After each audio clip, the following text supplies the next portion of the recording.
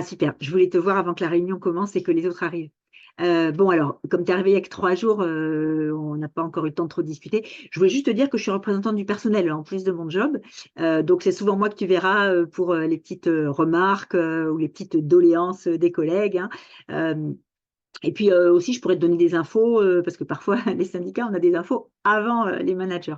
Bon, alors, juste avant la réunion, d'abord, je voulais te dire, bah, écoute, en 3 jours, tu as fait un peu carton plein parce que toute l'équipe a l'air de t'apprécier. Tu es très à l'écoute, tu es super dynamique, très souriant. Donc, c'est très agréable. Donc, bon, il faut dire les choses aussi quand ça va, hein. Donc, voilà, je voulais te le dire. Et puis, bon, dans la réunion maintenant, il risque d'y avoir un petit souci. Donc, je voudrais déminer avant. On a entendu dire qu'il y a une personne handicapée qui vient nous rejoindre. Voilà, c'est vrai. Alors, ça va pas être possible. Non, enfin, je t'explique le contexte parce que je pense que tu n'as pas pu encore trop t'en rendre compte. On est une petite équipe, super soudée, hein, mais on est au taquet. On est vraiment hyper chargé. Donc, une personne en plus, on ne dit pas non, évidemment, mais pas une personne handicapée. La personne, elle va être forcément plus lente, tu vois, malgré toute sa bonne volonté, hein. Elle va retarder un peu tout le monde, il va falloir qu'on l'aide, qu'on prenne une partie de son boulot.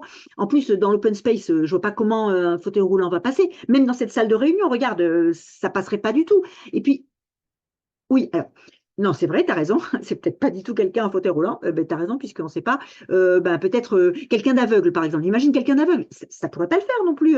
On est sans arrêt en train de bouger, on descend, on remonte d'un étage, on est. Oui, c'est vrai, oui, tu as raison. Alors, ça pourrait être quelqu'un de sourd. Bah, alors, quelqu'un de sourd, a fortiori, regarde, on ne pourrait pas discuter dans la salle de réunion, la personne n'entendrait rien. C'est toi la personne handicapée et tu es sourd. Mais tu m'entends bien, du coup?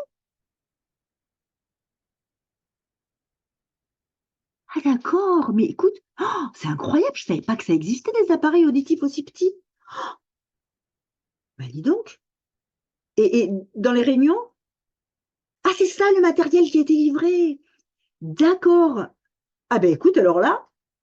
Ah ben alors là, l'équipe va être sciée quand tu vas leur dire, hein. Oh, alors là, vraiment, mais jamais j'aurais dit que tu étais handicapé. Enfin, tu avais l'air tout à fait normal.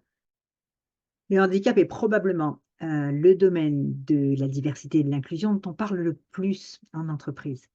Et pourtant, on a encore beaucoup d'idées reçues sur le sujet, hein. On pense tout de suite à un fauteuil roulant, évidemment, quand on pense au handicap. Et c'est obligé.